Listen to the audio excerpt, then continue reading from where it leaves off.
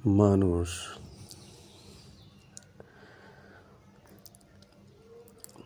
তার শরীরের ভিতর বিভিন্ন রকম বায়োলজিক্যাল অ্যাকশন ঘটতে থাকে। তো এই বায়োলজিক্যাল অ্যাকশনগুলো ন্যাচারাল, খুবই ন্যাচারাল। যেমন মানুষের শরীরের ভিতরে বা মনের ভিতরে রাগ হবে, এটা ন্যাচারাল। মানুষের লোভ, গ্রিড, এটা ন্যাচারাল বায়োলজিক্যাল অ্যাকশন বা বায়োলজিক্যাল। মানুষের কামনা থাকবে, বায়োলজিক্যাল।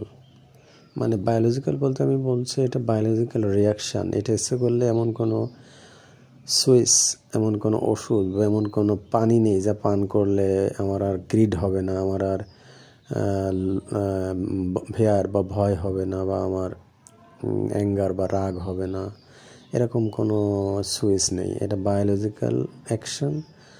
যেমন আমি এর আগের ভিডিওতে বলেছি যে হার্ট যে চলা শুরু হয়েছে, এটাকে আমরা কখনো কমান্ড করেছি? বা বন্ধ হওয়ার জন্য কি কমান্ড করলে কি বন্ধ হবে? এটা আমাদের শরীরের একটা জৈবিক অ্যাকশন বা জৈবিক প্রক্রিয়া। তেমনি রাগ, ঘৃণা, ঈর্ষা, অহংকার, স্ট্রেস বা লোভ, এগুলো আমাদের শরীরের জৈবিক প্রক্রিয়া। তো এগুলোকে যদি কেউ কন্ট্রোল করতে চায় বা কিছুটা মিনিমাইজ করতে চায়, তবে তাকে অবশ্যই দুটো পদ্ধতি অবলম্বন করতে হবে। প্রথম কথা, নিজের ভিতর থেকে এগুলোকে একটু একটু করে কমায় আনতে হবে, একটু একটু করে নরম করে আর শান্ত করে নিয়ে আসতে হবে। নিজের ভিতরে এক্সাইটমেন্ট কমায় নিয়ে আসতে হবে, আর ওইগুলোকে একটু একটু করে রিডিউস করতে হবে। এর জন্য প্রয়োজন মাইন্ডফুলনেস প্র্যাকটিস এবং মেডিটেশন, বা বিভিন্ন ধরনের মাইন্ডফুলনেস, যেমন গান শোনা হতে পারে, ছবি আঁকা হতে পারে, ঘুরতে যাওয়া হতে পারে সমুদ্রে বা পাহাড়ে, বা প্রকৃতির মাঝে হাঁটা, বা ব্রিথিং মেডিটেশন, ওয়াকিং মেডিটেশন। এগুলো করলে আস্তে আস্তে মন থেকে লোভ, রাগ বা উদ্বিগ্নতা বা টেনশন, স্ট্রেস বা লোভ বা অহংকার, ইগো, এগুলো আস্তে আস্তে মানুষের ভিতর থেকে কমে যেতে থাকে ন্যাচারালি কমে যেতে থাকে।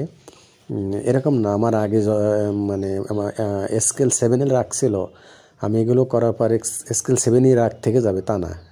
রাগের স্কেলটা অথবা লোভের স্কেলটা অথবা ইগোর স্কেলটা অবশ্যই এটা 7 থেকে কমতে কমতে 5-এ 4-এ চলে আসবে এই মাইন্ডফুলনেস প্র্যাকটিস করলে। মাইন্ডফুলনেস প্র্যাকটিসের ভিতরে তো যেগুলো বললাম, মেডিটেশন হতে পারে, breathing exercise, pranayama, breathing meditation, walking meditation, natural meditation, ঘুরতে যাওয়া, ছবি আঁকা, গান শোনা, সমুদ্রে যাওয়া, পাহাড়ে যাওয়া, নেচারে যাওয়া, এরকম অনেক কিছু হতে পারে মাইন্ডফুলনেস প্র্যাকটিস। তো এটা আসলে একটা পদ্ধতি। আস্তে আস্তে ন্যাচারালি প্রাকৃতিকভাবে এটাকে কমায় না, স্কেল কমায় না, 7 থেকে 6, 6 থেকে 5, 5 থেকে 4, এটা একটা পদ্ধতি। দ্বিতীয় যে পদ্ধতিটা, যেহেতু এগুলো একটা জৈবিক প্রক্রিয়া, আমি আগেই প্রথমে বলছি, এই জৈবিক প্রক্রিয়ার কারণে আপনি স্কেল 4-এ বা স্কেল 3-তে বা স্কেল 2-তে আনলেও ওই 2 পর্যন্ত আপনার ভিতরে রাগ বা লোভ বা ইগো এগুলো হতে থাকবে। তো যেহেতু এটা কমায় আনার পরও একদম জিরো করা যাবে না, তা আমি বুঝেছি। আমি বুদ্ধদেবের জীবনী থেকে দেখেছি, বুদ্ধদেব অহম্বোধকে ধ্বংস করার জন্য নিজে যখন বনে গেছিল, বনে যে তার শরীরটাকে না খেয়ে, নিজের প্রস্রাব খেয়ে, নিজের পায়খানা খেয়ে, কোনো খাবার না খেয়ে খেয়ে খেয়ে খেয়ে খেয়ে খেয়ে একদম এমন অবস্থা করেছিল যে তার পেট দিয়ে তার মেরুদণ্ডের হাড়টা স্পর্শ করা যেত। তো এমন অবস্থা হয়েছিল। তো বুদ্ধদেব দেখছে যে ওই অবস্থার পরও তার ভিতরে অহম্বোধের চিন্তা আসে, ওই মুহূর্তেও তার ভিতরে ওই ধরনের চিন্তা আসে, অহম্বোধের চিন্তা আসে। তো বুদ্ধদেব বলছে যে আসলে এরকম এই নিজের দেহকে শেষ করে দিয়ে এই অহম্বোধকে নিঃশেষ করে দেওয়ার কোনো সিস্টেম এটা কোনো কার্যকরী সিস্টেম না। তাই আমি যেটা বলতেছিলাম যে আপনার রাগ, আপনার লোভ, আপনার ইগো, অহংকার, এগুলো যদি আপনি স্কেল 2তেও নামাই নিয়ে আসেন 7 থেকে, তারপর ওই 2 পর্যন্ত হতে থাকবে, মানে কখনোই এটা 0 হবে না। তাহলে এটার নেক্সট মানে দ্বিতীয় সলিউশনটা কি বা দ্বিতীয় ওয়েটা কি? একটা তো প্রথম ওয়ে বললাম, এবং সেকেন্ড ওয়েটা হচ্ছে আপনাকে 2 পর্যন্ত হলে এই 2 পর্যন্তকে ম্যানেজ করতে হবে। ম্যানেজ মানে আপনার ভিতরে যখন রাগ হয়, আপনি এটা তো অবজার্ভ করতে পারবেন বা বুঝতে পারবেন আপনার রাগ হচ্ছে, আপনি ভিতরে এটাকে বহিঃপ্রকাশ না করে, বাহিরে প্রকাশ, মুখ হাত কাজ দিয়ে বাহিরে প্রকাশ না করে আপনি ভিতরে ম্যানেজ করবেন। হতে পারে আপনি তাৎক্ষণিকভাবে, আপনি নিজেও জানেন না যে আপনার এই মুহূর্তে রাগটা কীভাবে ম্যানেজ হবে।